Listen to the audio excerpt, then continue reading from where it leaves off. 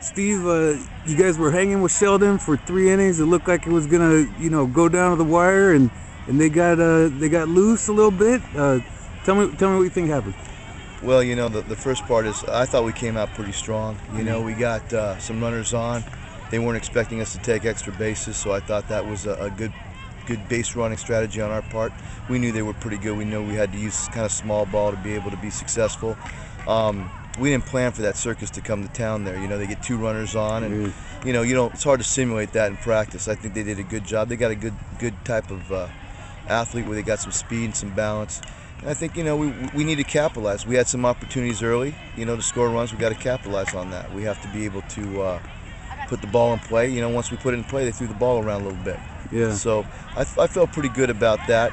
But then when that girl goes to third and you have 2 runners at third, and we start trying to throw the ball around and we get it in the ground, that really wasn't, we should probably at that point in time cut our losses, try to get them back and regroup. But these kids are young and they're doing the best they can. What do you think about them getting experience playing like that kind of a team, a #1 ranked team? How's that going to help later on? I told our kids, you've got nothing to lose and everything to gain. So I think it's, I think we played real well with them. I think our kids showed extremely well. They're confident.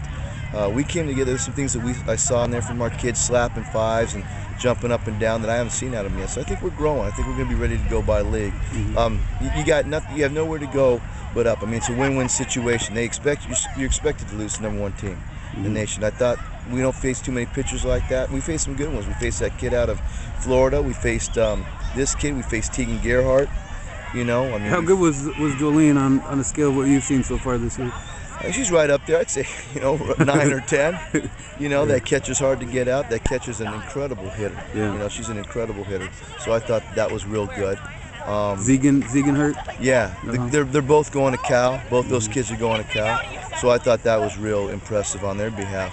I thought that our kids really hung in there. It was great experience. I know we're growing because toward the end there we got that play at 1, go to the plate and get girl going out to 2. Our kids are growing up. Double play, yeah. Yeah, our kids are growing up. We're not going to see anybody like that in the league. We're going to face some good opposition, that's for sure. But I can tell you this: the teams that we've seen out here so far, the teams that we saw in Bullhead City, they're going to prepare you for league. They're going to prepare you for league. So here's the other question I want to ask you. It kind of set up as like a Northern Cal, SoCal showdown here in the quarterfinals. Every game, being a top Southern Cal team and a top Northern Cal team. What do you think that shaped up, I guess? Well, I think that there's some good, like that team right there. Their coach, that kid, that pitcher, that catcher, they won the 16 nationals. So that battery's been together for a while. So and winning that national championship, they've got some players up there, up in the North California area. But do you guys take that a little bit? Does that get you a little bit more motivated, or? No, our sense of motivation was just working on getting better. You get an opportunity to knock off the #1 team in the country. You're going to take do everything you can. And we got to that kid. That kid, I have never seen her throw that poorly. She was throwing rise balls in the beginning, throwing a lot of balls, walking people, throwing balls in the dirt. I hadn't seen her like that before. And your girl Haley's been lights out the last 6 games. Last 6 games she's been incredible. She's only a sophomore, so we're real excited about that. But we embrace this opportunity to play a #1 team in the country. I think beating the #15 team in the nation was great. Now getting to play #1, I think it's incredible. It's going to be an experience that we'll be able to learn from. We'll be able to embrace.